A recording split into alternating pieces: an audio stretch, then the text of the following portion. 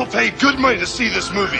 When they go out to a theater, they want cold sodas, hot popcorn, and no monsters in the projection booth. Everyone pretend podcasting isn't boring. Turn it off. Turn it off.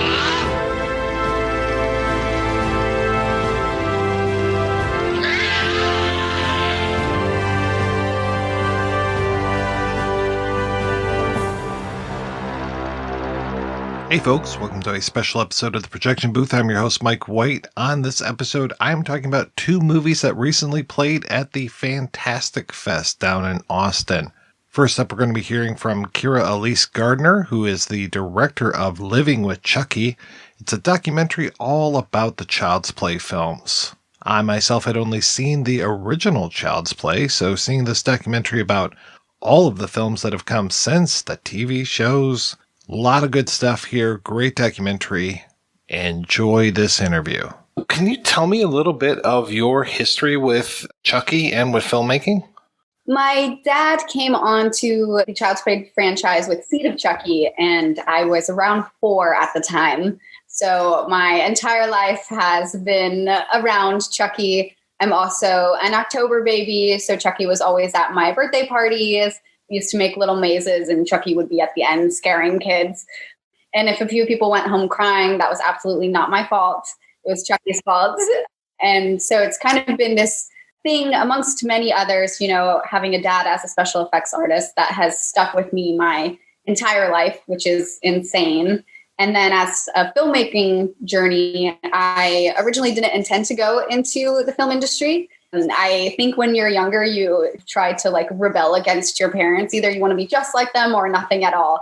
And even though I think my dad is the coolest human being on the entire planet, I wasn't as passionate about makeup as I see him when he works. It's really inspiring.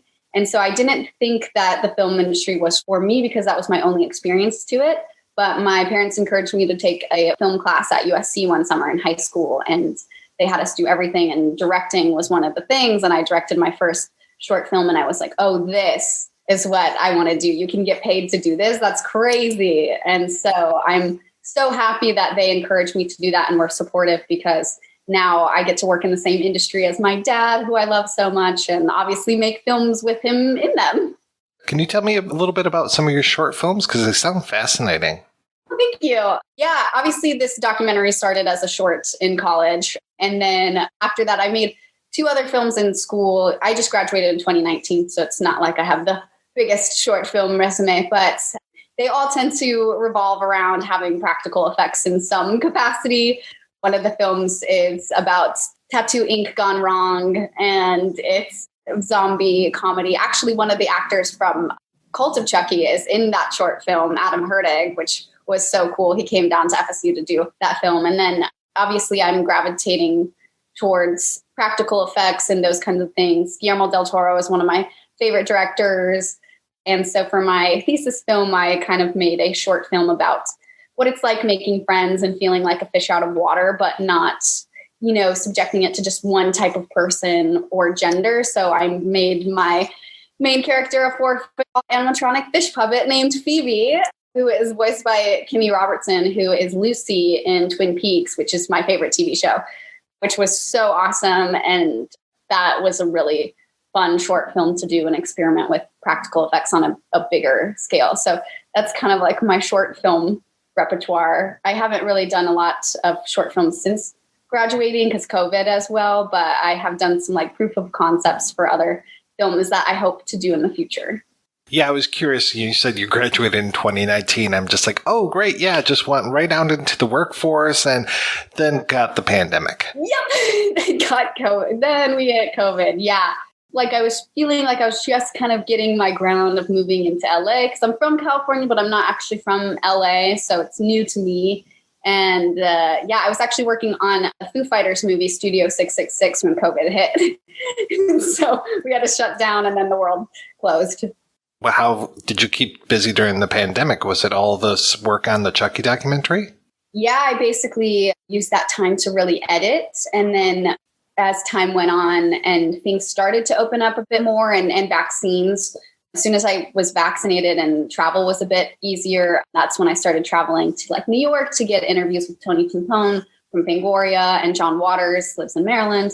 Well, mainly it was COVID, just was like staying alive was the primary objective there. My autoimmune compromised, and so is my family. So it was kind of just staying indoors and then, using that time to edit and see what else I could do. And that's kind of what brought about actually getting the guest interviews from people not in the franchise, was having that time to sit there with it and be like, I think we need some outside sources to give some perspective and fun nods to things. I feel like, the short film was like a practice run. And so I kind of knew and had a little bit of the festival experience to see what people responded to, which was so nice. And then, I didn't realize how big of a piece I was chewing off in making this when I first set out to do it. I was just like, I have this amount of money. I'm just going to go do it and make it. And I already have this footage and I have access to the people, which makes sense. But then really in editing and when we got into post and all those things, I was like, oh, wow, this is a behemoth of a task.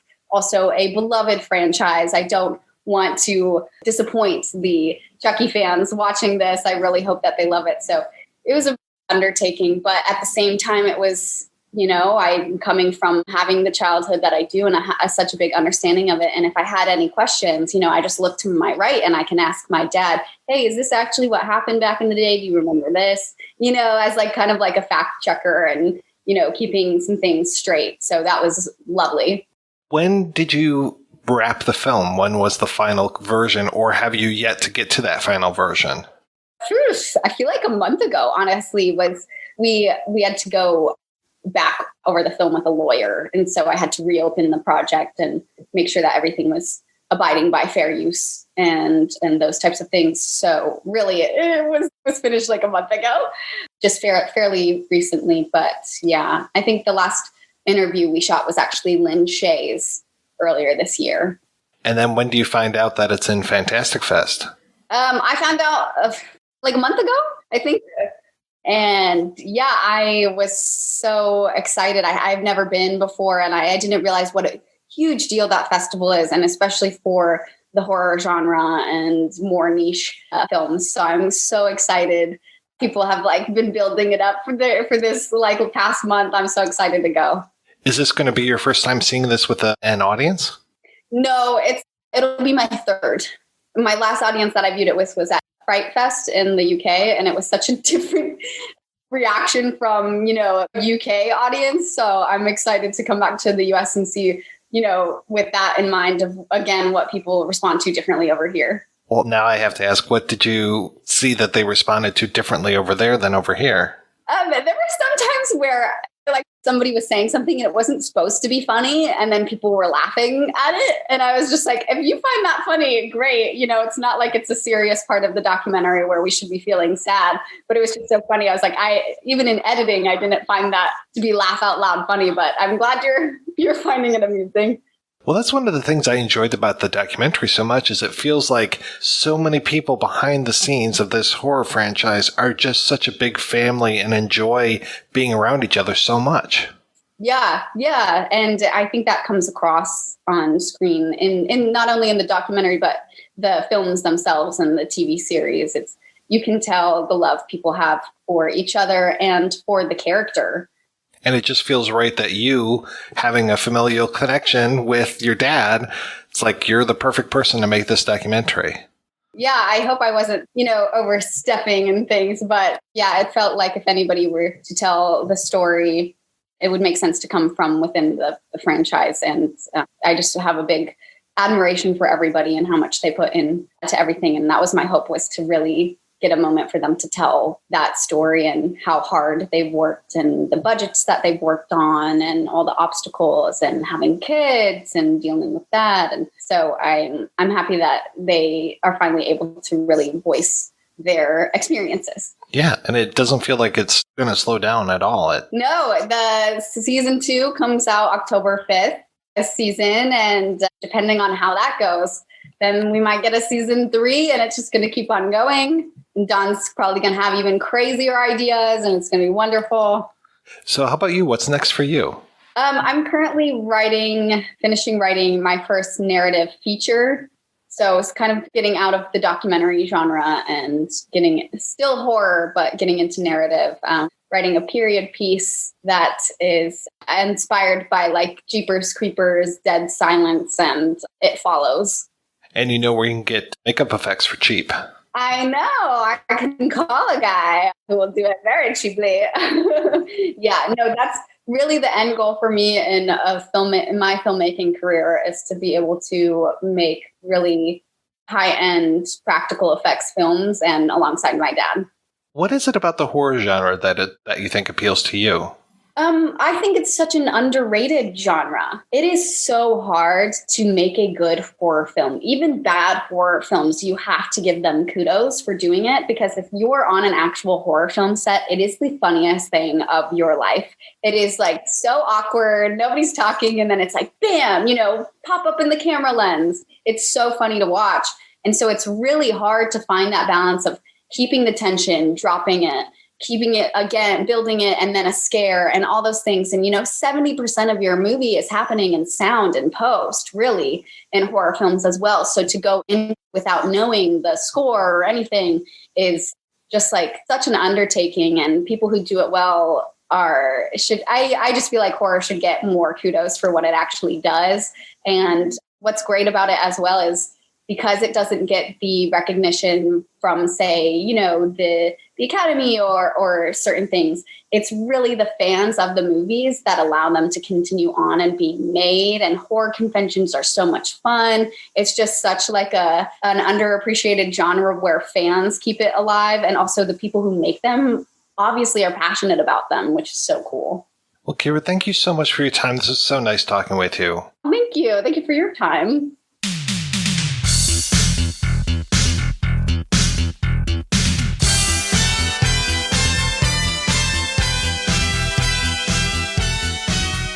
Up next, we're going to be hearing from Daphné Baiwir, the director of King on Screen. Daphné has managed to gather a just amazing cast of directors who have put their eyes on Stephen King adaptations, including our good friend Vincenzo Natali. We've got Louis Teagan here, Tom Holland, Taylor Hackford. Just a great group of directors talking about King adaptations. We were having some technical difficulties when we started this interview, so hopefully things sound okay. Had a great time talking with Daphné. Hopefully we'll talk again one of these days. She's got a documentary about Hitchcock's Lifeboat coming out eventually. That will be great to discuss, and wouldn't mind talking a little bit more about King on Film, just because it's such a great doc. Were you saying that your Lifeboat documentary isn't available yet? Yeah, exactly, because I haven't finished it yet. I'm working on it, actually. So it will be finished by the first semester of next year, I guess. Fantastic. Well, I look forward to seeing it. Oh, thanks. Yeah, that's a great topic. And I hope we can talk at some point for a longer time, because you've had a fascinating career and you're only, 25? Oh, that's nice, but I just turned 30 this July, actually. All right. Good thing I don't have to do math for a living. I know we don't have a whole lot of time, so let me ask you a few questions about King on Screen. I'm so curious, how did you even come up with the idea for the documentary? Well, actually, I've been a huge fan of Stephen King since I'm a child.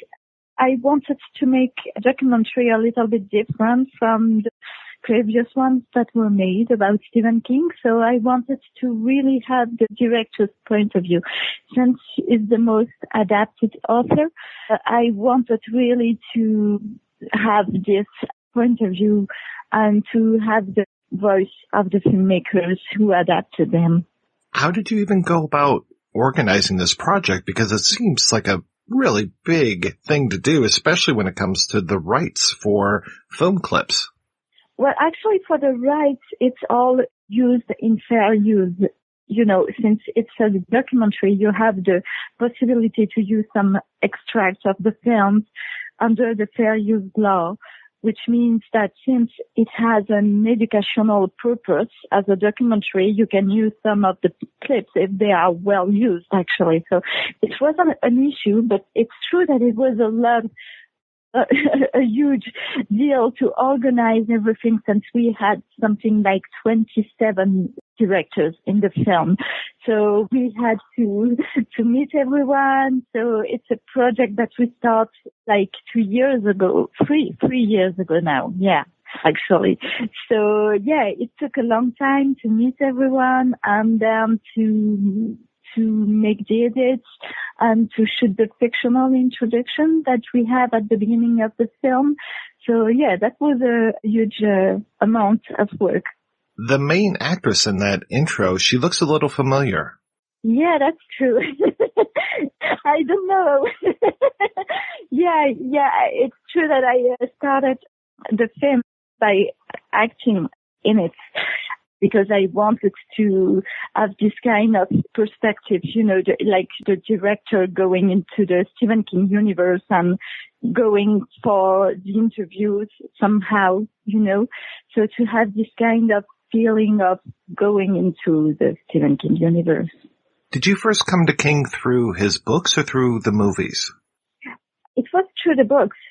I read The Shining. It was the first book I read when I was like 10, the first Stephen King book. I asked my father to give me some kind of horror book to read, and he came up with The Shining. So I read it in like 2 days, and I was completely hooked. And then I started to read other Stephen King books like It or The Stand, and to watch as well the films. So yeah, it's been a long story how do you say that, connection to Stephen King somehow. How did the pandemic affect shooting of the film? It had an impact for sure, because we were supposed to shoot in March 2020. Actually, we bought all the plane tickets and everything, and we had to postpone everything since the borders were like totally locked. So it was a huge amount of stress, because we were hoping that the directors who agreed to be a part of the project would agree to meet us like later, but we didn't know when it would happen. So that's why the film took so long actually to be made, because of the pandemic. So yeah, it was pretty intense and nerve-wracking, because we were hoping so much that we could make the project.